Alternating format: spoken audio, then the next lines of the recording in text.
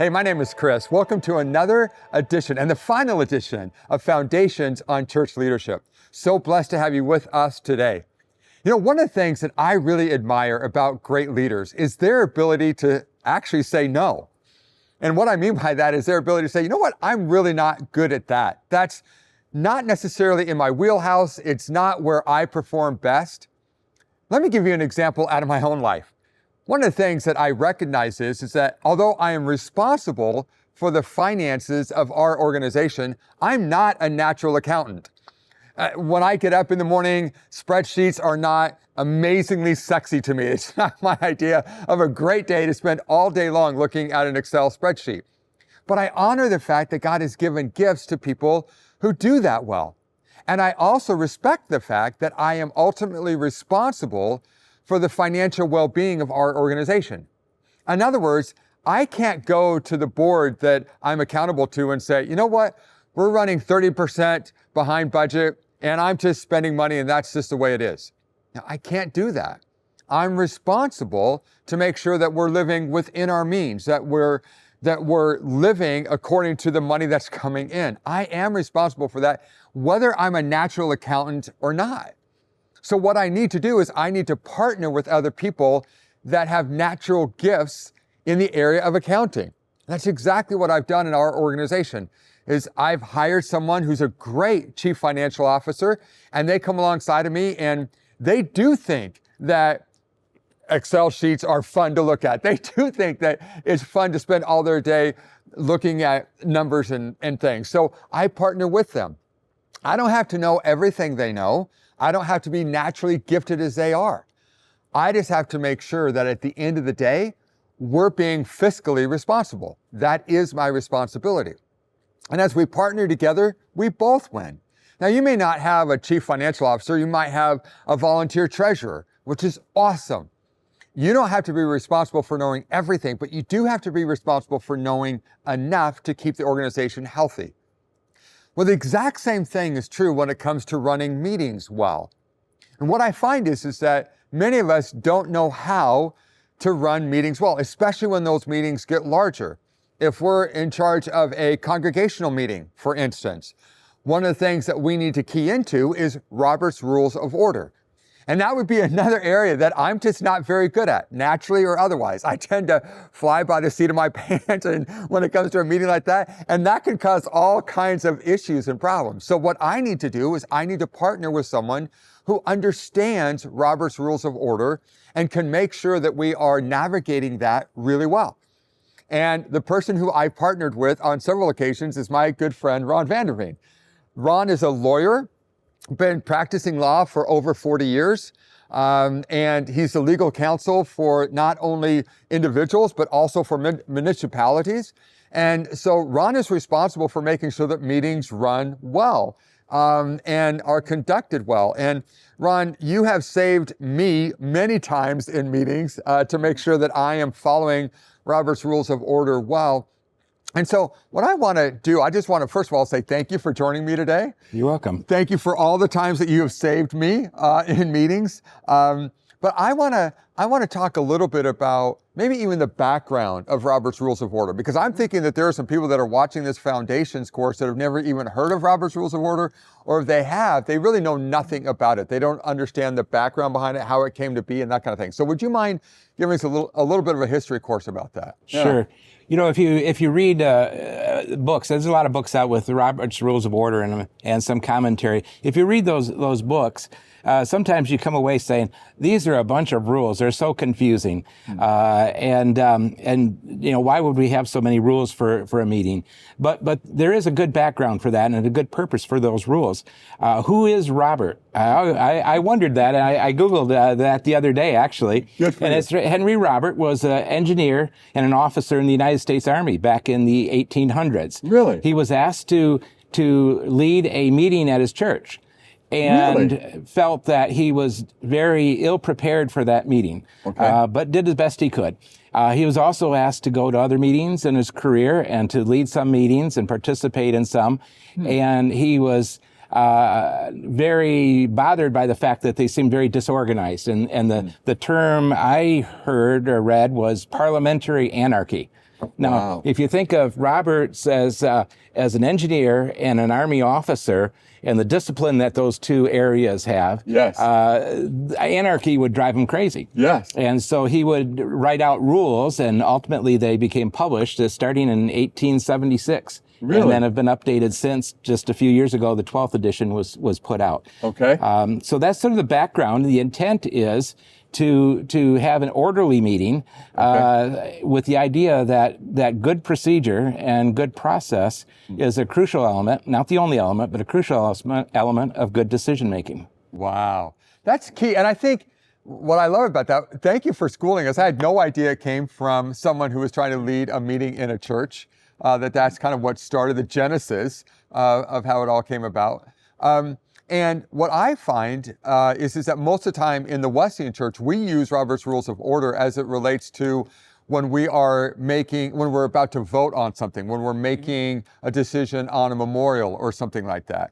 Can you give us an idea, again, for people that have never been exposed to Robert's Rules of Order, can you give us an idea, when is Robert's Rules of Order, when does it tend to be used? Well, it's interesting because Robert's Rules of Order are designed to apply to small bodies as well as large bodies. Okay. There's some commentary that talks about applying the Robert's Rules of Orders in the proceedings in Congress even. Really? As well. So they're designed to apply no matter what size, what level of the body you're dealing with. Okay. Now, I'm just going to add that the smaller the group, the more informal you are, and so you're maybe not quite as detailed about it as in a large group like Congress. Right, right.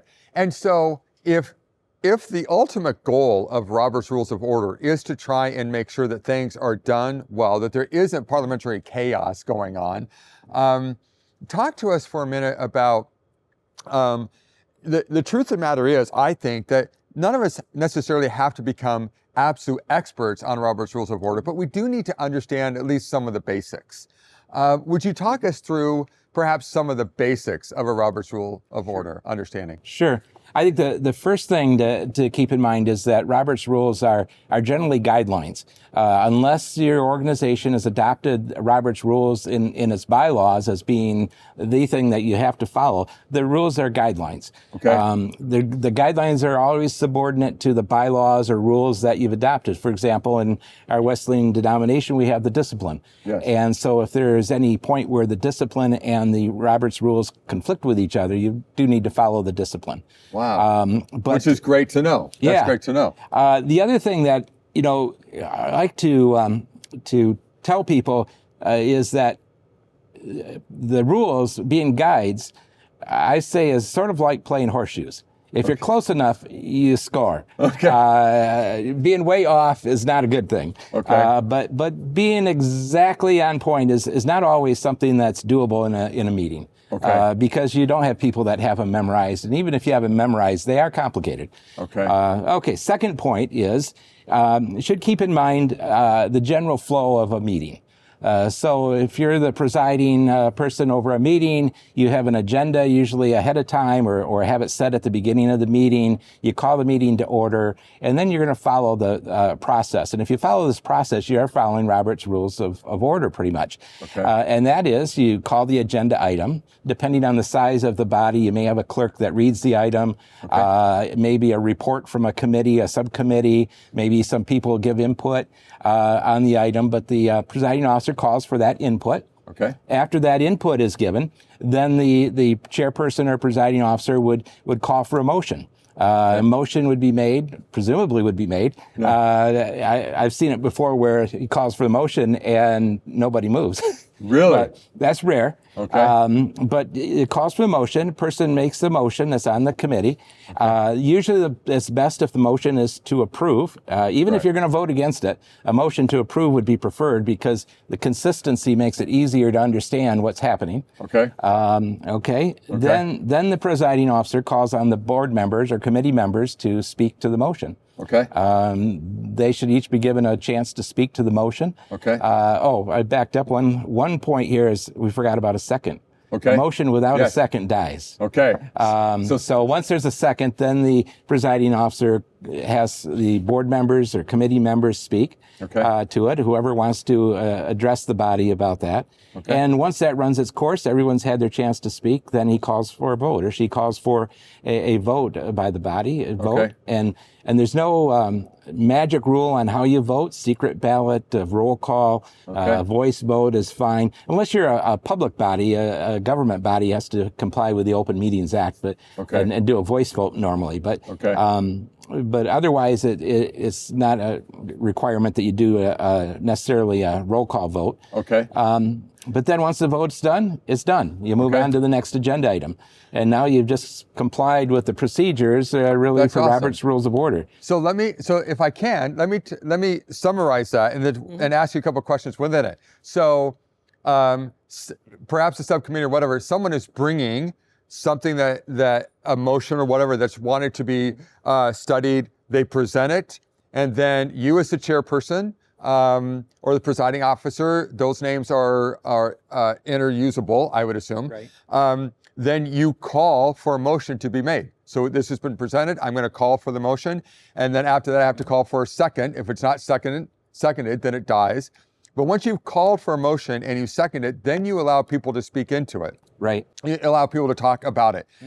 And my understanding is that the body can vote to say that your comments have to be limited to 60 seconds or 90 seconds. Is that true? Can you limit how long people can talk? Yeah, that's true. And that is a really good point that I find it to be a good idea to put time limits on people speaking because sometimes people will speak on forever. But set some time limits. The best way of doing that, I think the fairest way to people, so that anyone speaking feels that they've had a fair opportunity, is to announce that ahead of time. Set limits ahead of time. Either in bylaws, set a rule that you've got 2 minutes, you've got 3 minutes, whatever, to speak, or to announce it at the beginning of the meeting. And maybe you have some item that's so complicated you want to talk longer. So you want to have a different time period for that. So that would be certainly a possibility and a good idea often. But you're according to Robert's Rules of Order, if I understand correctly, you're not allowed to really talk about the motion until someone has made a motion, it's been seconded, and then it's open for questions at that point or for comments. Is that true? Yeah, that's true. One thing that sometimes you can get off the rails on is that the board members want to start talking about it while someone's presenting information to the board, and then that can become confusing in terms of what information the board is relying on to act. So you really want it to be presented, then the motion to be made, it's seconded, and then you can talk about it.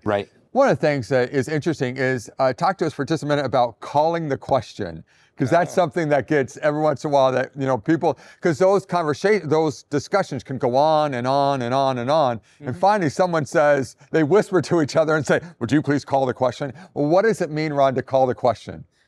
I knew you were going to ask about that. So calling the question is actually a motion to be made while the board or committee, I say, board, I use it interchangeably with committee because it's going to apply to either, while they're discussing what to do with the motion. You had a motion pending, seconded, and pending before the body. The discussion sometimes can go on a long time.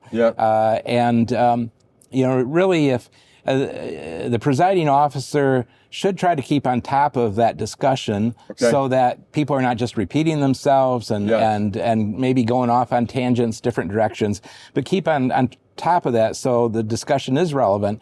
And then when it sort of reaches its natural end, call for the vote. But sometimes things do get off track and someone wants to call for the question. That's a motion. And so it takes a second. And then the body has to vote on whether to call for the question or not. And if they call for the question, that means the discussion is over, we're voting now, we're done. So now we're going to vote on whatever that motion was. But I love what you said. I think one of a leader's responsibilities is, and I've watched you do it real time, is, there have been people that have spoken for the motion. Is there any, we've kind of heard the reason for the motion. Does anyone want to speak against the motion? So I've watched you real time actually try and give people an opportunity to speak against the motion, just so they have their fair say, their fair play. Because if we've heard 5 or 6 people speak for it, eventually there's a redundancy. Okay, right. We've heard it. Not everyone has to get up and say the exact same thing that we've already heard 4 times. Yeah. Does anyone want to speak against it? And I've watched you do that. And you are allowed, as the person who's chairing the meeting, to encourage that. Is that true? That is true. And, first off, someone chairing the meeting hopefully will never hear a call for the question, because they keep the discussion focused. You can't always do that. So sure. It's not always the chairperson's fault. No, not at all. And I wouldn't say that at all. Nope. But sometimes you can't do that. But the problem with a motion to call for the question is that cuts off debate. That cuts off someone who hasn't had a chance to speak. Right. And they may have some very relevant information. Yeah. And so really discourage a call for the question. Okay. Okay. But sometimes it's, someone has an agenda for doing that. They want to cut off debate because they want something defeated or they want it approved and they don't want more people talking. But it's just a motion that should be very seldom used. Right. So, Ron, I want to ask you this question, and you mentioned it really well. Look, if we're in a smaller meeting, a board meeting, chances are it's going to be a bit more informal. Although I do with my board, I follow Robert's rules as far as we make a motion, it's seconded, then we talk about it. So everyone understands what we're really talking about. We discuss it, and then we say, okay, are we ready to vote? In a smaller group with my board, I can do that.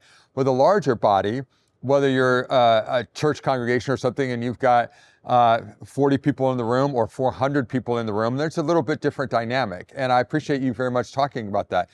One of the things that I think is true, I remember, Ron, I had a Greek teacher in my freshman year of college, and he said, the truth of the matter is that if you don't take 6 years of Greek, you're probably not going to be amazing as a Greek teacher, or as a Greek scholar.